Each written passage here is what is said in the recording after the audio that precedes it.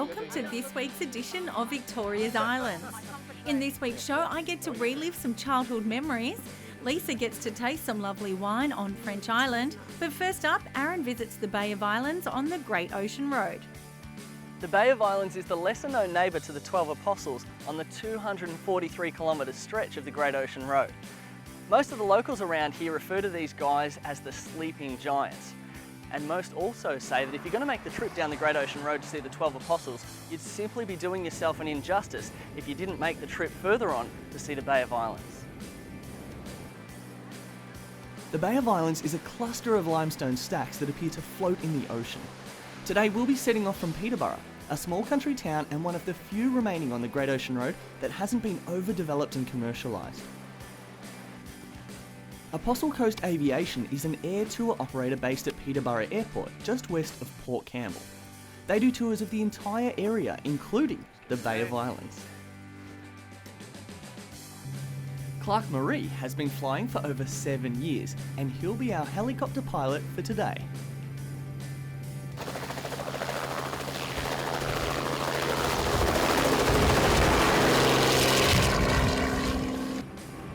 There's another one over there. We don't have to flash our headlights at him or anything, do we? That'll be alright. Oh, good. The Bay of Martyrs is just up front here in the Bay of Islands. Just up there in the distance.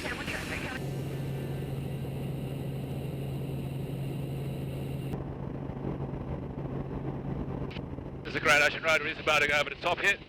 Comes up here to the Bay of Islands. From there it goes inland up to Warrnambool. Warrnambool's about another 50 kilometres further down the road. It's a beautiful view of the Great Ocean Road. Just shows how it just winds and sweeps up the coastline there. From up here you can see the beauty of the Great Ocean Road as it winds along the bold coastline. Besides the fact that it's one of the best tourist destinations in Victoria and showcases some of the most picturesque scenery that money can't buy, many people don't know that it's also a tribute to the determination of the soldiers who returned from World War I and used picks and shovels, building the road to commemorate their fallen comrades. This is the Bay of Islands up the left-hand side here. Okay.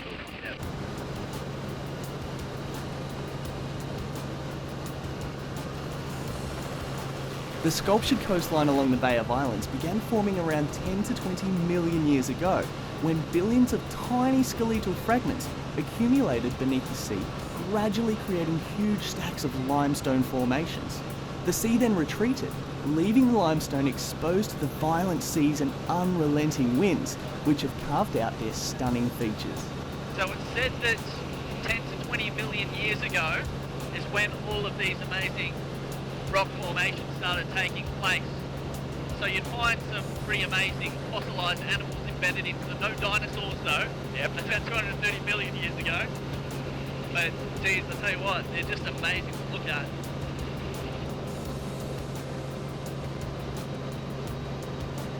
The Bay of Islands Coastal Park stretches from Peterborough to Warrnambool in a 32-kilometre narrow long strip. The park has spectacular ocean views and many other memorable features. It protects a variety of rare and threatened flora and fauna species in its coastal environment. Where's the best place around here to see the southern right whales? The southern right whales pass through the area in winter, between about May and October.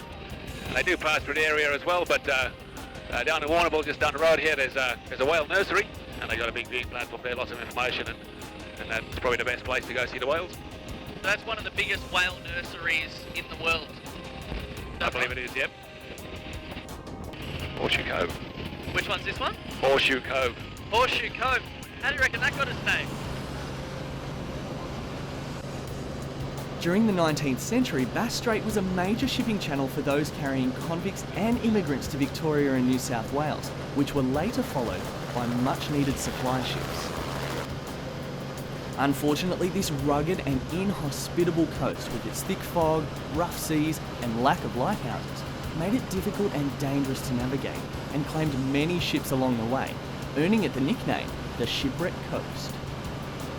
Probably the most famous shipwreck along the coast here was the ship called the Lockhart, which sailed in the southern tip of the Big Green Island just down the right here.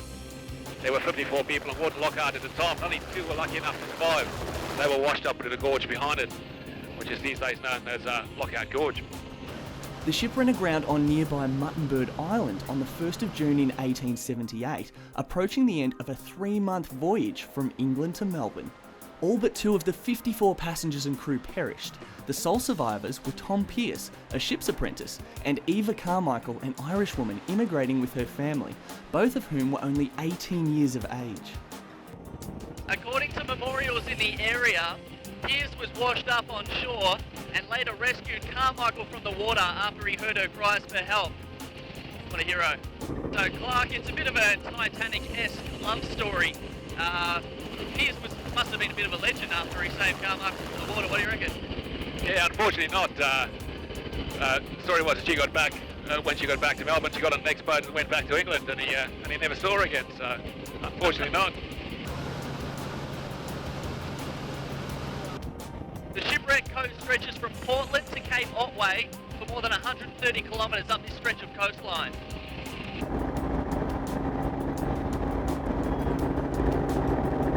Well, we've taken in some amazing scenery and it's just sensational weather, but what do you reckon, Clark? Time to head back and return to base. Yeah, we'll head on back. Clark, you ever seen that movie with Derek Banner, Black Hawk Down? I have, yes. This isn't a Black Hawk, is it? Luckily not, no. Good.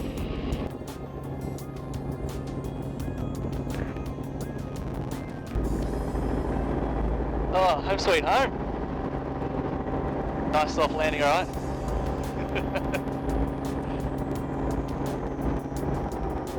Apostle Coast Aviation is owned and operated by Steve Cumming, and the Cumming family have been flying in this area for over 50 years.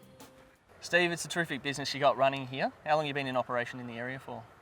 Aaron, this site has hosted both scenic fixed-wing flights and helicopter flights now since 1992, with the helicopter flights commencing about 3 years ago.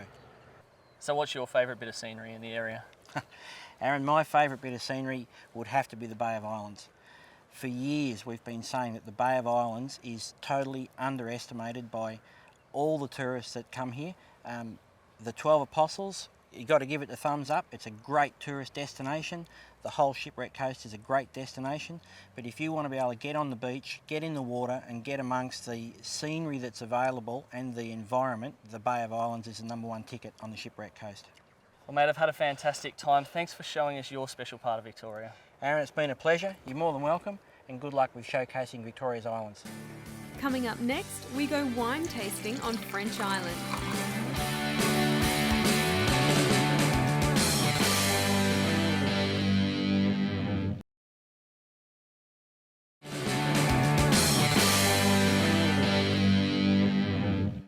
It's the end of a busy week and you're ready to kick your feet up with a nice glass of red.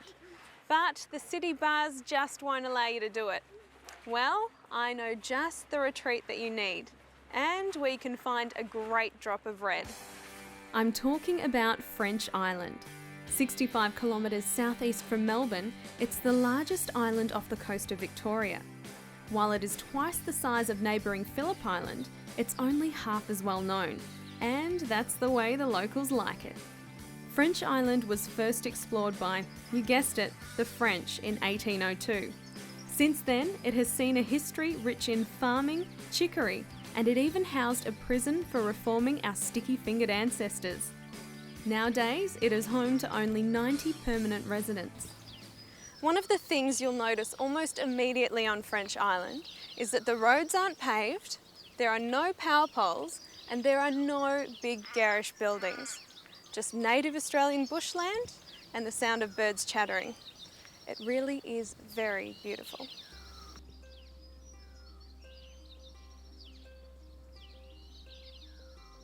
Around 70% of the island is actually national park, with an abundance of wildlife including native birds, the elusive potoroo, and an overwhelming population of koalas.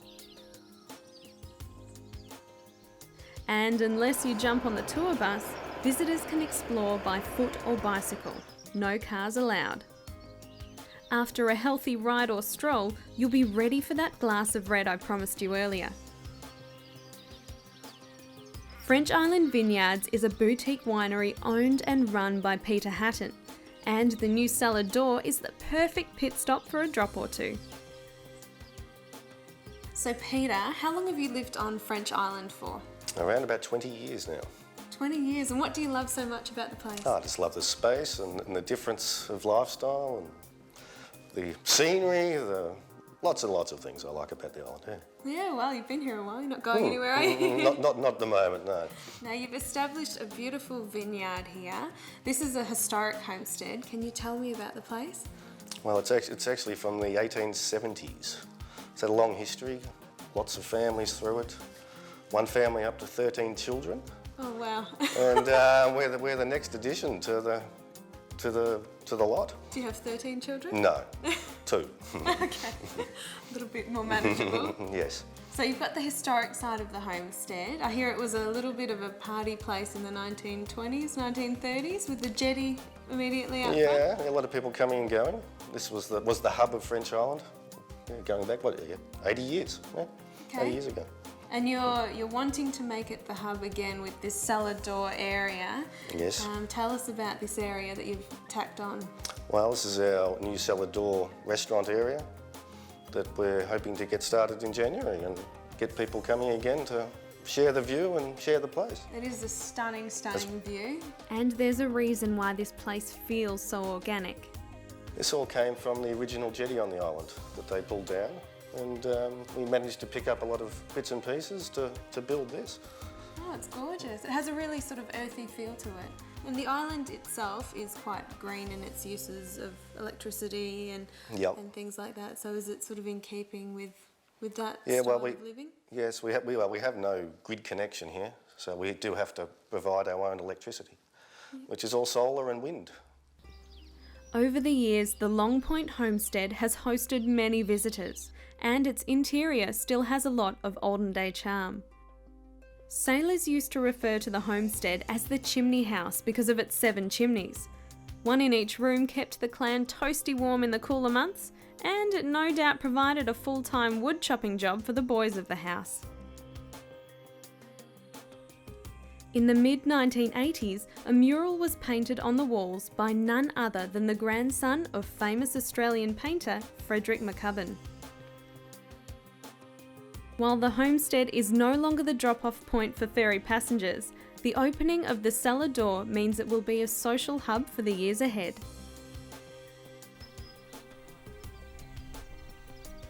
And with magnificent views over Western Port, it's easy to see why anyone would want to visit here. Well, it all looks pretty green here. How old is this crop? These vines have just really shot over the last month. Okay. Yeah. And when do you expect to have grapes growing on them? I would expect to be picking these around about the start of March. Okay. Are these the little flower buds there? They're the little start of a grape bunch. Yes. Excellent. Looks like you're going to have a ripe crop. I hope I do, and I hope there's plenty of it. Excellent. Yes. Tell me about growing vines and things like that on an island where there's no power mains, there's no easily accessible energy. It's all solar powered. Yeah, I mean, it does have some challenges. Obviously, all access is on a barge, which only can run at certain times. So when I'm picking a crop, which is my Pinot Gris, actually leaves the island and gets made up in the Yarra Valley. Okay. So just getting that off can pose some challenges, and getting enough pickers to make sure it all happens. And you export a lot of wine too, don't you? Some of the wine goes to Vietnam, and the rest through distributor, mainly in Sydney. Excellent. Yeah. Well, shall we go and taste some? We can. Peter, you specialise in a Shiraz, a Chardonnay, Pinot Gris and a Pinot Noir. What are we drinking today? Today we're going to try some Pinot Gris and some Shiraz. It's the Pinot Gris from the 2009 and the 2008 Shiraz. I hear your 2008 white was a winner, an award winner. Yes, the Pinot Gris was the highest rated Pinot Gris in Wine State magazine for 2009. Excellent. Well, let's try this one and so see how it we'll goes try on. this, and I hope it lives up to that expectation. I'm sure it will.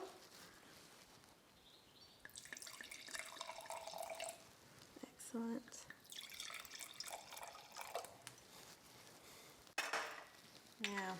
Okay. Always have to. Cheers. Do the smell.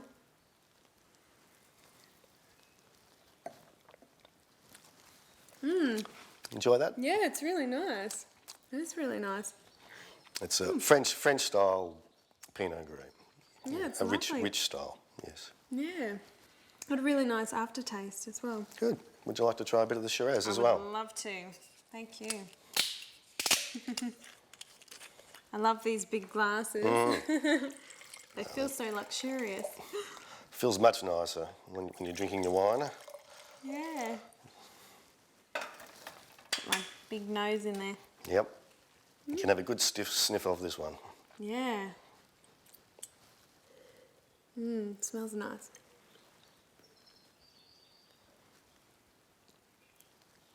I can't decide if I like the red or the white better. To get both, maybe. After the break, I'm heading back to my roots and getting these hands dirty on the farm.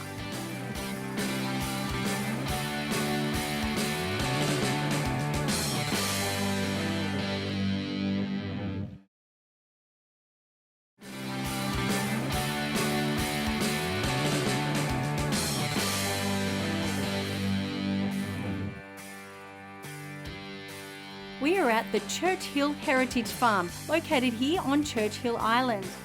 It's easily accessible by an all-vehicles bridge from Phillip Island. Well, I'm very excited to be here on Churchill Island today. I do have Trevor, the farm coordinator.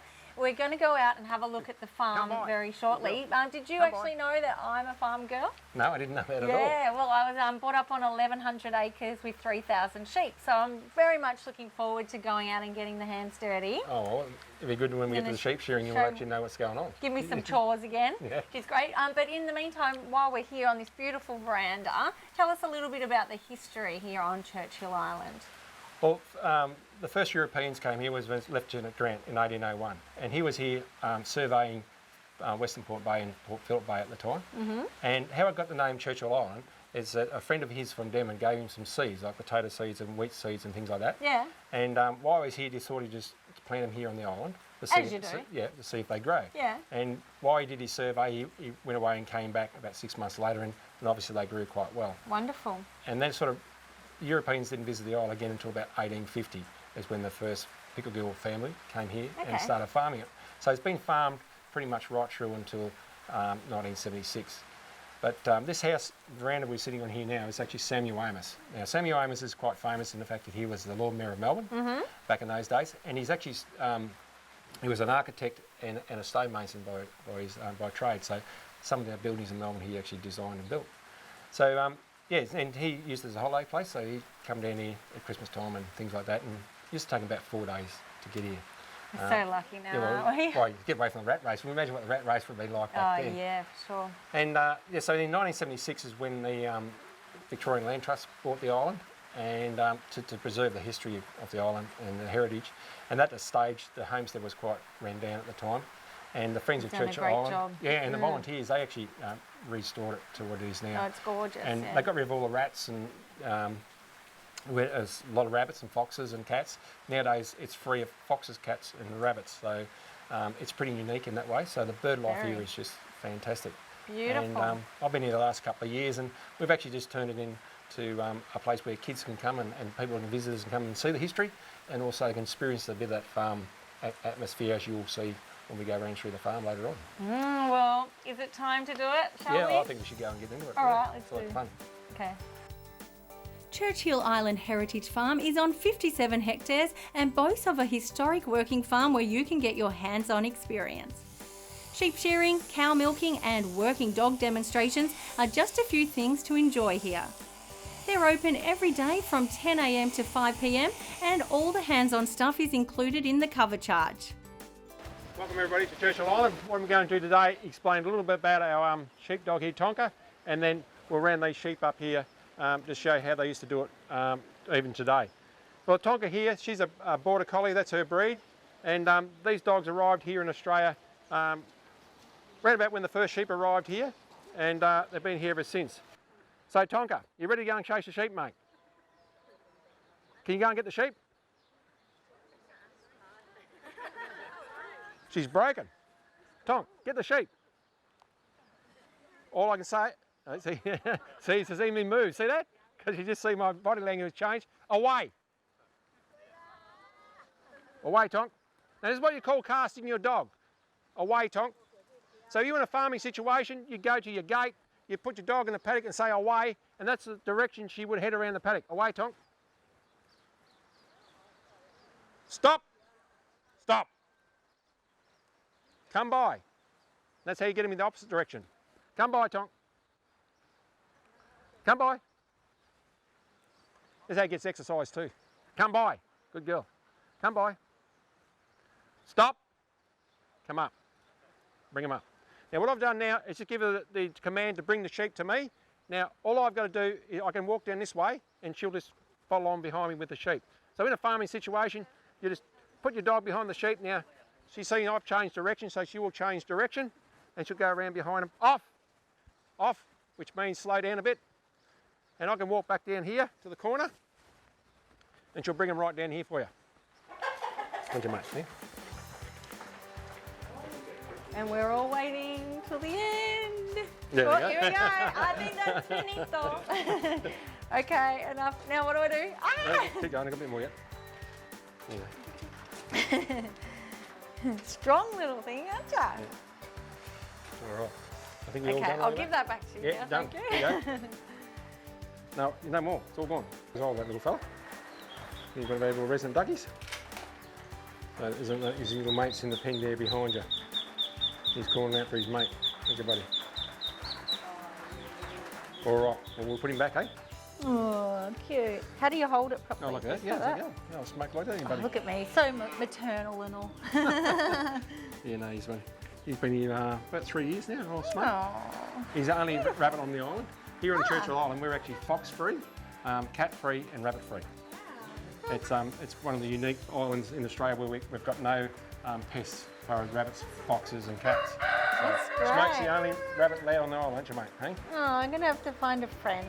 Yeah, I know. We don't have any Eventually. more of your friends. Yeah. You get 2 rabbits, you've got Too 100 many. rabbits, haven't you? Yeah, that's true. You know what buddies like? Yeah. They breed like rabbits. They sure do. Yeah, so he's the only resident rabbit we've got, aren't you, bud? Yeah, beautiful. Actually, Boris actually arrived here about probably 12 months ago, and somebody must have put him over the front fence. They must have had it in his backyard somewhere. He must have been a pet rooster. Yeah. He must be making too much noise. So they actually put him over the front fence here at Churchill Island, and he's just come up here and he's taken over. And, Oh, okay. He just wanders around out the yard here. Sometimes he's in here, sometimes out the yard. Oh, that's beautiful. His And new little home. He's very happy. Yeah, he's a great rooster. I'm ready for work. Ducks on the pond. That's an old one. We don't say that these days. I reckon I used to hear that a lot. Well, back in the days when shearers were around, it was a real male-orientated job. So if a female came in the shed, like the cockie's wife or one of the kids or something like that. Owner's daughter. Yeah, owner's daughter, yeah, that's pretty much. So they'd yell it out and so the boys have to be on their best behaviour No until swearing. she left. Yeah, no swearing. Yeah, so you can come in any weekend and pop in and say good day. And we get a lot of return visitors because the kids can come back and things change here all the time. Like we have a lot of spring calves at the moment, and a lot of lambs around, and different times of the year, different things happening. So cute. Yeah, so there's some of the things when I was a kid on the farm, I grew up on a farm. I'm doing the same things. I know. I was going to say, it's not a bad gig, huh? No, it's a pretty good gig as far as all goes. Where do you get a job where you actually get paid and you have fun every day? I You meet lots of new know. people every day and from all over the world, and it's great fun. I don't mind my job either. You got enough, you? Yeah, that's it. Look, it's empty. Thanks for having us today. I hope I earned my keep. Oh, you surely did. You know, you Excellent. see, they've still got the farm girl in you. Good, a Well, little bit there. Yeah, it's time to pull the pin anyway. Knock off time? Yep. All right, well, thanks again, mate. Well, thanks for coming along. See you next time. Yep. Okay. Now it becomes my island again now, so see ya. That's a wrap for this week's show. If you're after any information on today's segments, please visit our website, which is victoriasisland.tv. And remember to follow us on Twitter and Facebook. See you next time.